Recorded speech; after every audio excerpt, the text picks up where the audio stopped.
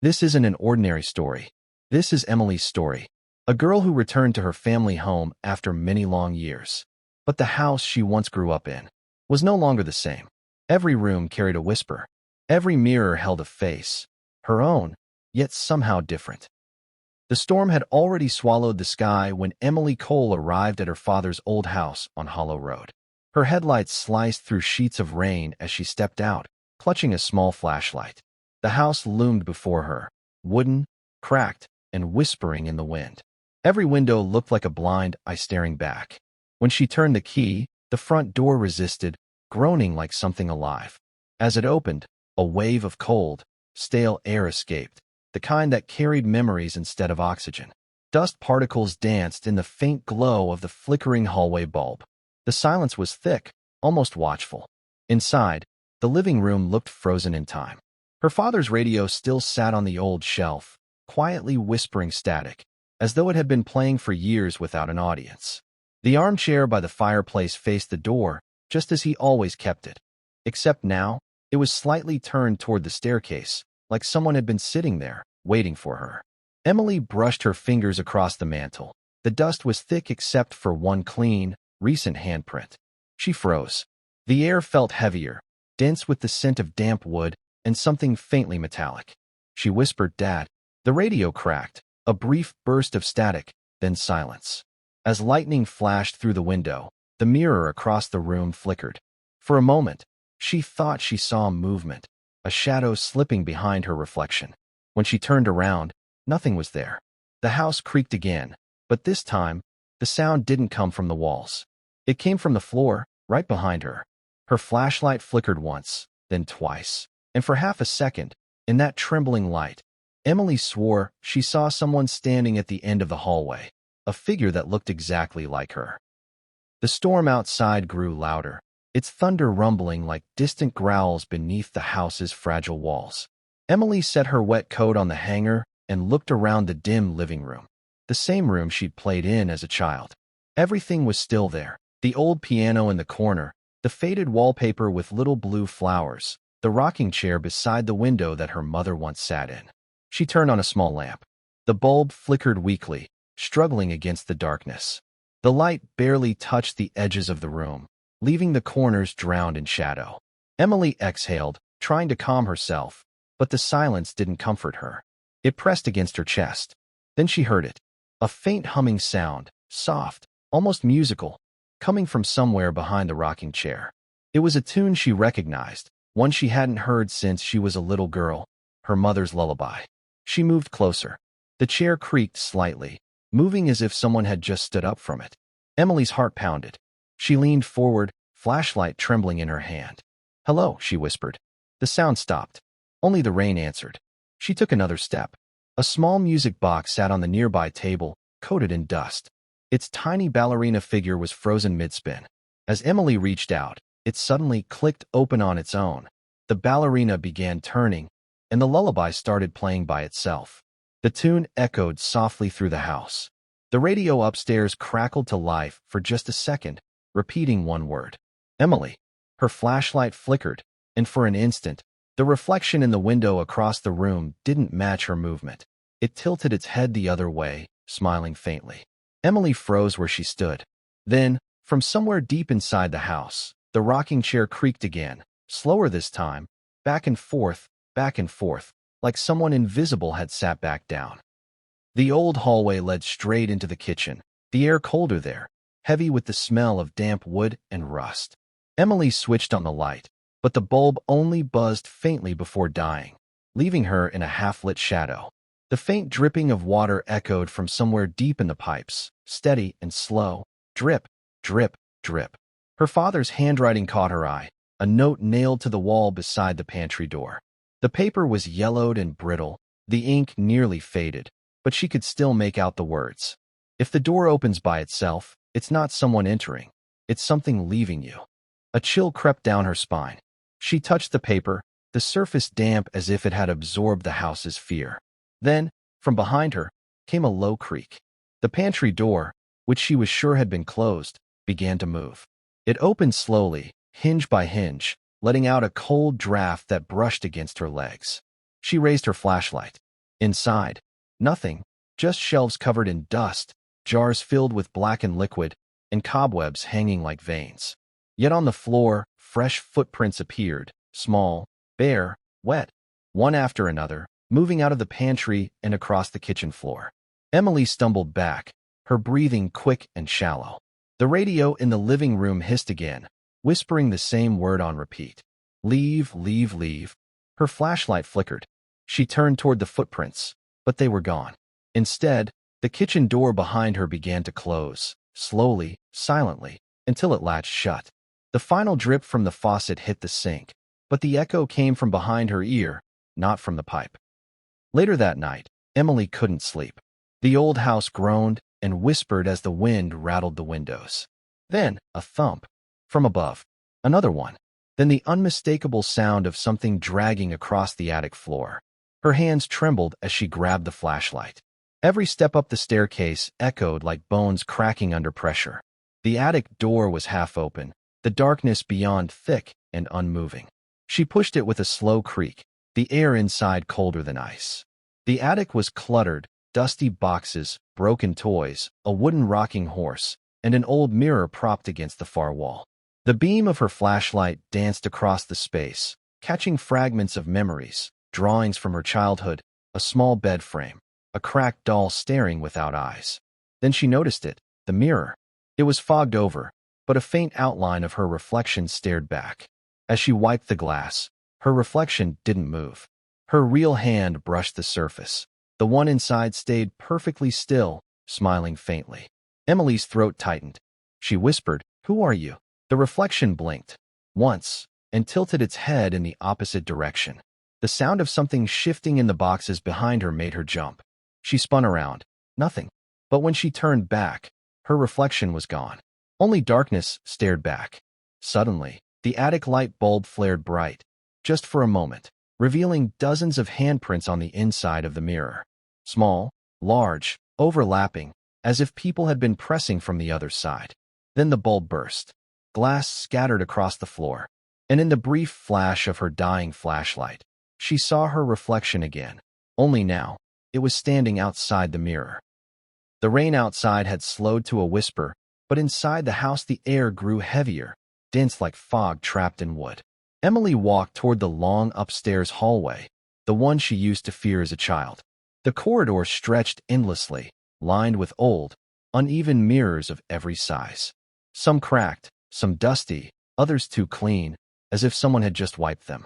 Her flashlight beam slid across each mirror, reflecting infinite versions of herself. But the reflections didn't feel right. Some moved too slowly, others blinked when she didn't. One, near the middle of the hallway, stood completely still. She stopped breathing. The silence pressed down on her like water. The wooden floor creaked softly beneath her bare feet. Then, the reflection, the still one, smiled. Not a friendly smile. A knowing one. Emily gasped and stumbled back. The mirrors on both sides shuddered, as if something inside them had pressed against the glass.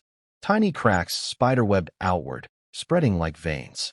From every reflection, faint whispers started to leak out. Different voices, overlapping, calling her name in uneven tones. Emily, come closer, come home. Her flashlight flickered and dimmed, plunging the corridor into near darkness. Only the glint of the mirrors remained. She ran, but the hallway seemed to stretch longer, every mirror showing her running a second too late. Always a heartbeat behind her real movement. She turned a corner, gasping, and realized there was no door, no end. Just more mirrors, each filled with versions of herself screaming soundlessly. Then, from behind one of them, a pale hand pressed against the glass. Another followed. Dozens. The mirrors began to bulge outward, their surfaces rippling like liquid. Emily screamed, and every reflection screamed with her, half a second later. The next evening, when the storm returned, the whispers came from below, steady, rhythmic, pulsing like a heartbeat through the floorboards. Emily followed them to the basement door, where cold air seeped from underneath. A rusty padlock hung there, snapped open. She hesitated, gripping the railing. The wooden steps groaned as she descended. The basement smelled of mold, wet stone, and something older, something like burnt metal. The flashlight beam revealed dozens of half-melted candles arranged in a circle. Every wick was burning. Someone had lit them recently. In the center of the circle sat a dusty VHS player connected to an old CRT television. A tape lay beside it, labeled in her father's handwriting, "Don't watch after midnight." The clock on the wall read 12:03 a.m. Her shaking fingers fed the tape into the player. The screen flickered alive. First static. Then her father's face appeared, eyes hollow, voice trembling. "Emily, if you're seeing this, it means I failed. I tried to lock her inside, but she's in the mirrors now. She's in you." The image distorted. Another figure appeared behind him, something pale and smiling. Her father turned, screamed, and the tape ended in a burst of static. The candles blew out. Darkness swallowed the basement. Only the faint blue glow of the TV remained. In that glow, a reflection appeared on the screen, Emily's own face, staring back, but her mouth was whispering something her real lips didn't move to. The TV flickered again, showing words scrawled in static letters. "Let me out." Then the screen went black. Behind her, the basement door slammed shut, and from the shadows, her father's voice whispered softly, right next to her ear, "You watched after midnight." The storm had stopped, but the silence that followed was worse. The house felt awake, breathing, watching. Emily sat on the floor of her room, the broken mirror from the hallway now lying before her. Its edges were sharp, jagged, reflecting her face in 100 distorted pieces. A whisper rose from the shards, faint but clear. "Play with me." Her throat tightened. The words didn't come from her imagination. They came from the mirror itself. Then her phone buzzed. One new message from an unknown number. "You started the game. Don't look away." The lights flickered. Her reflection began moving independently again, smiling wider, head tilting slowly to the side. Then it raised a finger, motioning her to come closer. Emily stared, terrified, but something inside her compelled her to obey. As she leaned in, the reflection leaned closer too, until their noses almost touched the glass. "Say my name," it whispered. Emily froze. She shook her head. The reflection's smile vanished. A moment later, blood began dripping down its forehead, spreading across the glass. The mirror hissed as if boiling from the inside. Suddenly, every shard on the floor began to tremble, then lifted slightly, hovering in the air. They started spinning slowly, forming a circle of reflections around her. In each piece, a different version of Emily stared back, laughing, crying, screaming, all at once. The phone buzzed again. This time, the message said, "Now you can't stop playing." The shards dropped. One piece lodged itself into her palm, cutting deep. But when she looked at the wound, there was no blood, only a dark, shifting shadow inside her skin. From the mirror, her reflection whispered one last thing before vanishing. "Your turn." Night fell heavier than before. The electricity flickered throughout the old house. Every bulb buzzed like a dying insect. Then, everything went dark. The only sound was the rain tapping on the windows and Emily's shallow breath. She reached for her phone flashlight, its weak beams slicing through the darkness in trembling lines. Shadows swayed on the walls, too many for one person. Each corner seemed alive, breathing with quiet movement. Somewhere above, a soft laugh echoed, like a child's. Emily froze. Her flashlight wavered as she turned toward the staircase. The sound came again, closer now. Then something ran, fast, across the hallway. The light caught a glimpse of bare feet disappearing behind the living room door. Heart pounding, Emily followed. The living room was pitch black except for the faint blue flicker of lightning through the windows. Furniture loomed like silhouettes of people waiting. Then her phone died. Absolute darkness. For a few seconds, nothing. Then a whisper. "You shouldn't have watched the tape." A cold hand brushed her shoulder. She screamed and stumbled back, crashing into the table. As lightning flashed again, she saw them, figures standing all around her, their faces blurred, mouths open but silent. In the split second of light, she realized they were reflections from the mirrors, now standing outside the glass. She ran for the kitchen, fumbling for matches. The first one lit, weak and trembling. For a brief moment, she saw her reflection in the window, but it wasn't copying her anymore. It lifted its hand, holding something glinting, a knife. The match burned out. Darkness swallowed her again. Then, in the dark, a single whisper came from the window. "Now it's my turn to live." The night stretched endlessly. Every mirror in the house had cracked, every light had died. Emily sat trembling in the living room, her clothes soaked in rain and sweat. The air was thick with static, like 1,000 whispers pressing against her ears. Across from her stood the grand mirror, the oldest one, covered in dust and age. Her father had once warned her never to clean it, but now it gleamed on its own, spotless, alive. She took a step closer. The reflection looked normal at first, tired, frightened, but then it blinked twice, even though she didn't. Slowly, her reflection raised its hand, placing it flat against the glass. Emily hesitated, then lifted her own hand to match. The moment their palms touched, the mirror rippled, like water breaking. The reflection's face twisted into a wide, inhuman grin. "You've been watching me," it said softly, "but I've been watching you longer." Emily tried to pull her hand away, but it was stuck. The glass clung to her skin like ice. Her reflection leaned forward until its forehead touched the glass, then stepped through it. Now there were two of them in the room, one breathing, one perfectly still. The real Emily screamed, backing away, but her double smiled calmly, tilting her head. "You watched after midnight. That means your place is on the other side." The lights flickered. The air grew sharp. The reflection reached out and pressed a finger against Emily's chest. The world shattered into shards of glass, everything reflecting everything else, endless Emily's falling into darkness. When the house fell silent again, only one Emily remained, the wrong one. She smiled faintly, her eyes shimmering like mirrors. Morning arrived gray and lifeless. The storm had stopped, but the silence outside was even heavier. The house looked ordinary again. No broken mirrors, no shattered glass. Emily, or what looked like her, walked calmly to the front door, barefoot, unblinking. She stepped outside into the mist-covered road. The trees stood still, their branches glistening with dew. But the world felt wrong, like a photograph slightly out of focus. She looked down the road, and for the first time, she saw it. A faint glowing line stretching endlessly through the fog. The hollow road.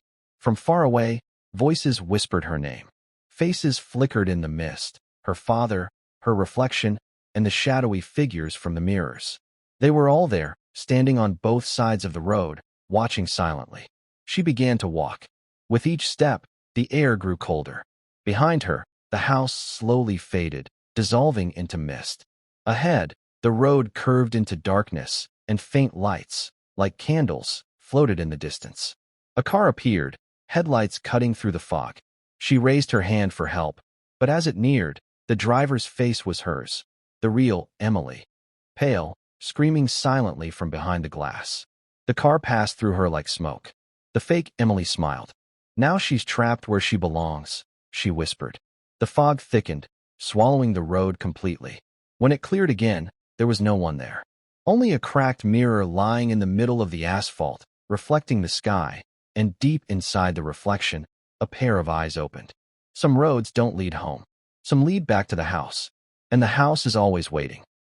Friends, this was Emily's story, a story that reminds us, sometimes, even reflections can come alive. If you like this story, don't forget to like the video, share it with your friends, and subscribe to my channel for more chilling tales. Because the next story is going to be even more terrifying. I'm your host, and I'll return soon with another true and haunting story. Until then, turn off your lights, close your doors, and remember, perhaps a reflection is watching you.